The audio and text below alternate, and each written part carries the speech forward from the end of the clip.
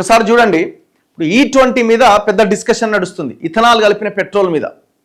అయితే కొన్ని కంపెనీలట కేంద్రానికి లెటర్ రాసినాయట, దీనివల్ల నష్టం జరుగుతుంది, ఇది బండ్లు ఖరాబ్ అయితే. దాని తర్వాత మళ్ళీ ఆ లేఖను ఉపసంహరించుకున్నారు. ఎందుకు ఉపసంహరించుకున్నారు? బెదిరించుంటారు. అంతకుమించే ఉంది. E20తో ఇంజన్ భాగాలకు దెబ్బ. ఇంధనంలో క్లోరైడ్ తేమ చాలా ఎక్కువగా ఉంటుంది. ఏది? ఆ E20లో. అంటే 20% ఇథనాల్ కలిపిన పెట్రోల్లో తీవ్ర ఆందోళన వ్యక్తం చేసిన సియామ్ కేంద్ర ప్రభుత్వానికి ఇటీవల ఒక లేఖ. మంగళవారం ఆ లేఖ ఉపసంహరణ. E20 పెట్రోల్తో వాహనాలకు దెబ్బ తప్పదా? వాహనదారుల్లో నెలకొన్న ఈ అనుమానాలకు బలం చేకూరేలా E20 పెట్రోల్పై భారత ఆటోమొబైల్ తయారీదారుల సంఘం సియామ్ తీవ్ర ఆందోళన వ్యక్తం చేసింది. E20 పెట్రోల్తో వాహనాలకు ముప్పు తప్పదని హెచ్చరించింది. E20 పెట్రోల్లో క్లోరైడ్ తేమ శాతం చాలా ఎక్కువగా ఉంటున్నది. ఫలితంగా ఇంధనంతో నేరుగా సంబంధం ఉండే ఫ్యూయల్ పంపులు, ఇంజెక్టర్లు, ఈజీఆర్ వాల్వ్లు, ఎగ్జాస్ట్ సిస్టమ్స్ వంటి ఇంజన్లో కీలక భాగాలు త్వరగా పాడవుతున్నాయి. మరమ్మతులు చేయలేని విధంగా శాశ్వతంగా దెబ్బతింటున్నాయని తీవ్ర ఆందోళన వ్యక్తం చేసింది. ఈ మేరకు జూలై 28వ తేదీన కేంద్ర పెట్రోలియం సహజవాయువు మంత్రిత్వ శాఖకు సియామ్ ఒక లేఖ రాసింది. లేఖలోని సమాచారం ఈ నెల 3వ తేదీన సామాజిక ఆ మర్నాడే అంటే మంగళవారం తూచ్ అదేం లేదు అన్నట్టుగా కేంద్రానికి రాసిన లేఖను సియామ్ ఉపసంహరించుకుంది. అయితే కేంద్రానికి సియామ్ రాసిన లేఖ తీవ్ర సంచలనం రేపుతోంది. దేశవ్యాప్తంగా E20 వినియోగం మొదలైనప్పటి నుంచి వాహనాల్లో సమస్యలు భారీగా పెరిగినట్లు ఆ లేఖలో సియామ్ పేర్కొన్నది. ఇంజన్ విడిభాగాలు త్వరగా పాడైపోతున్నట్టుగా గుర్తించాం.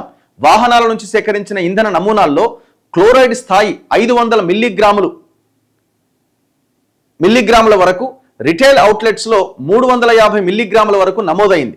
ఇంధనంలో ఉండాల్సిన దానికంటే అధికంగా తేమ ఉంటున్నదని సియామ్ ఆందోళన వ్యక్తం చేసింది. అనుమతించదగ్గ తేమ స్థాయి 3000 మిల్లీగ్రాములు అయితే అనేక చోట్ల ఇది 10,000 మిల్లీగ్రాముల కంటే ఎక్కువగా నమోదవుతున్నదట. మిల్లీగ్రాములేనో మరి అదేందో మెజర్మెంట్. సియామ్ లేఖపైన కేంద్ర పెట్రోలియం సహజవాయువు శాఖ స్పందించింది. ఆయిల్ మార్కెటింగ్ కంపెనీలు ఎప్పటికప్పుడు ఇంధన నాణ్యతను పర్యవేక్షిస్తున్నాయని స్పష్టం చేసింది. దేశవ్యాప్తంగా ఉన్న 87,000కు పైగా రిటైల్ అవుట్లెట్స్లో ప్రతిసారి వర్షం పడ్డ తర్వాత 8 నుంచి 12 సార్లు పరీక్షలు నిర్వహిస్తున్నారు. ఇప్పటి వరకు 2,000కు పైగా నమూనాలు క్లోరైడ్, సల్ఫైడ్ పరీక్షల నిమిత్తం సేకరించగా 2 చోట్ల మాత్రమే క్లోరైడ్ కాలుష్యం నిర్ధారణ జరిగిందని, వెంటనే ఆ బంకుల అమ్మకాలు నిలిపేశామని తెలిపింది. మరోవైపు తాము రాసిన లేఖపైన తాజాగా సియామ్ మాట మార్చింది. E20 పైన లేఖ ద్వారా తాము పంపిన నివేదికలోని గణాంకాలపై మరింత పరిశోధన, ఖచ్చితమైన ధృవీకరణ అవసరమని సియామ్ పేర్కొన్నది. దేశంలోని అన్ని ప్రాంతాల నుంచి వివరాలు తెప్పించుకొని సమగ్ర చర్చలు జరపాల్సి ఉందని వివరించింది. అంటే బెదిరించారు దాన్ని. ఆ భారత ఆటోమొబైల్ సంఘాన్ని, తయారీదారుల సంఘాన్ని బెదిరించారు. నేను చెప్తున్నా కదా, రేపు పొద్దున భారతీయ జనతా పార్టీ ఓటమికి E20 పెట్రోల్ కూడా కారణం కాబోతున్నది. ఇప్పుడు ఏం అవసరం? ఇప్పుడు అంత అర్జెంటుగా దేనికి? మన దగ్గర చమురు నిక్షేపాలు లేవు కదా, చమురు దిగుమతిని తగ్గించుకోవడానికి ప్రయత్నం చేస్తున్నాం. నీ చమురు దిగుమతిని తగ్గించుకోవడానికి ప్రయత్నం చేస్తే కొన్న బండ్లు ఖరాబ్ కావద్దు కదా. ఆల్టర్నేట్ ఏమైనా చెప్పాలి కదా. ఎలక్ట్రిక్ వాహనాలను పెంచు, దానికి సబ్సిడీలు ఇవ్వు, మొత్తం ఫ్రీ అని చెప్పు, రిజిస్ట్రేషన్లు ఫ్రీ, అన్ని ఫ్రీ అని చెప్పు. పెద్ద ఎత్తున ఎక్కడికక్కడ పవర్ స్టేషన్స్ ఏర్పాటు చేయి. పెట్రోల్ బంకులు ఎన్ని ఉన్నాయో పవర్ స్టేషన్లు అంతకంటే ఎక్కువ పెట్టు. ఆటోమేటిక్ ఎలక్ట్రిక్ వాహనాల వైపు వెళ్తారు జనం. ఆ ప్రయత్నం ఎందుకు చేయొద్దు? E20 మీద పెట్టిన ఫోకస్ ఎలక్ట్రిక్ వెహికల్స్ మీద పెట్టలేదే. ఇది అందరూ వ్యతిరేకిస్తున్నారు. కట్టర్ బీజేపీ వాళ్ళు కూడా దీన్ని వ్యతిరేకిస్తున్నారు. వాళ్ళవి కూడా బండ్లే కదా. మొన్నే అన్నాడు కదా, 2016కు ముందు ఉన్న బండ్లలో కొన్ని రబ్బరు ఐటమ్స్ కొన్ని మార్చుకోవాల్సి ఉంటుందని నితిన్ గడ్కరీ. మరి ఎందుకు మార్చుకోవాలా?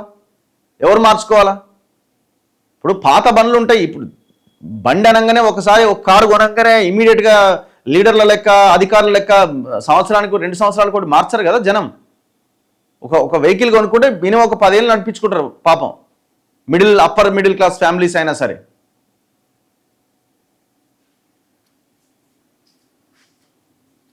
అడిగేటోడు లేడు, ఏముంది, నడుస్తా ఉన్నది వాళ్ళది రాజ్యం.